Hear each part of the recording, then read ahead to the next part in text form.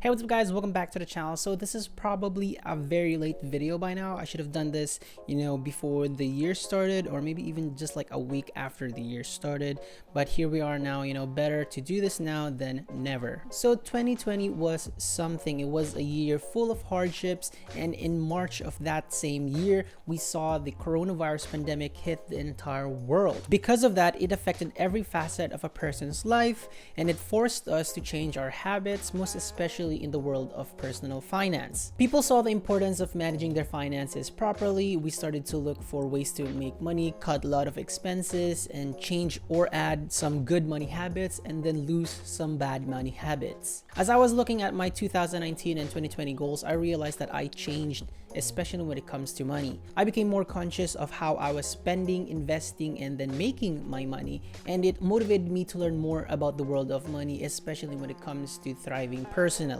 So the question is, what are my financial goals for 2021 to thrive more? So for this video, I'm going to list out 5 financial goals that I am going to hit this year. So the first one is to continue building my emergency fund to $6,000. Now, I didn't really start saving seriously back until August of 2019 because that's when I started documenting this journey. When I started, I was saving at least $100 per month into my high yield savings accounts, and that consistency has reflected to the amount that I have today, which is around $2,300. While saving for my emergency fund is a goal, it's not actually a priority right now. Now, I know that a lot of people would say that you should be following Dave Ramsey's baby steps and do your emergency fund first. Well, I kind of agree with that one. However, I don't follow Dave Ramsey's advice to the T because my situation is very different, so I don't need to follow that one. So my goal for this year is to finally hit that $6,000 mark, which means that for the remainder of 2021, which is around 11 months, I need to at least contribute $337 per month into my savings. That simply means that I need to make more money to hit that goal. So my second goal is to build my IRA to $1,000. Now, I've heard about IRAs back in 2019 when I started this journey, and I really never paid attention to them that much. And it was only in the middle of 2020 when I started to realize that I should start contributing to one just so that I can be prepared for my future. So for the last quarter of 2020, that was my homework. I did some research on what works best for me, what was the difference between Roth IRAs and traditional IRAs, and then decided to go with a Roth IRA. I'm not gonna go over why I chose one over the other because I will save that one for another video, but in the meantime, I currently have around $500 in my Roth IRA. So I've set my goals to $1,000 at the moment because I'm not exactly confident in contributing the max limits to that account as of now, because we all know that things will change throughout the year, and who knows, I might change that goal as well and might end up contributing more and finally hitting that max limit. So who knows, maybe at the end of the year I might end up getting more than $1,000.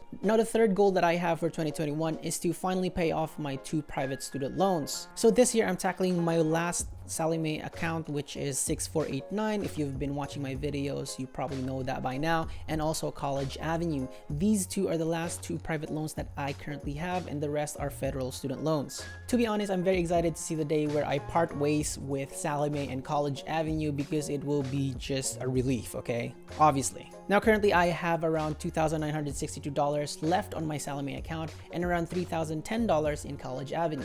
And based on my estimates, Sallie Mae will be paid off around the end of August, and then College Avenue 5.4 months after that. There's an extra of 1.4 months that I need to shorten, which means that I need to add an extra payment on top of the $125 that I already pay every week. With the forbearance or the student loan relief still active for federal student loans, I don't really see the need to rush this federal student loans. I still continue to pay $75 every month though, just so that I can take advantage of reducing my principal balance without accruing any interest. So for the fourth financial goal for 2021 is to increase my dividend portfolio to $7,000. So the funny thing is, back in 2019 when I made my 2019/2020 financial goals video, I made it a goal to create a dividend portfolio that would make $500 in dividends every month. Now, little did I know when I finally crunched the numbers that I would actually need at least $100,000 to make that happen. So I revised that goal into something that is more achievable, and that is to grow my dividend portfolio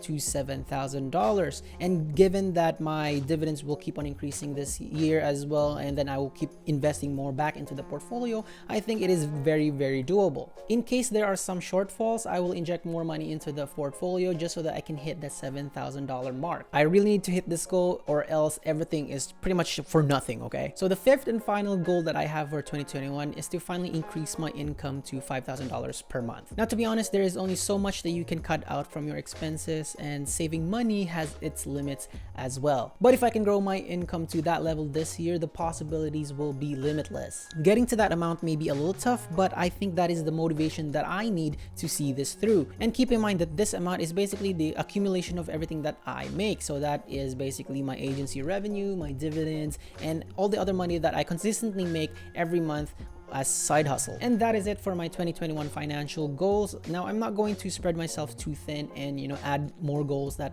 doesn't really align with what I want right now. A lot of people would actually, their goal is to buy a house right now, and that's good for them. They want to buy a car right now, then that's good. But for me, those aren't my goals right now because I don't really see the need for them. I don't think I should be getting my own place right now because I see myself moving back and forth here in the US and in the Philippines as well, basically traveling all the time. And then as for the car, I don't really see the need right now as well because I don't really go out that much. I would rather help out my parents right now and make sure that they're taken care of, and then after that move on to my own personal luxuries. So what are your 2021 financial goals? Comment them down below. I'd love to hear them as well. And if you've learned something new here, if you gain a new perspective, then that's great.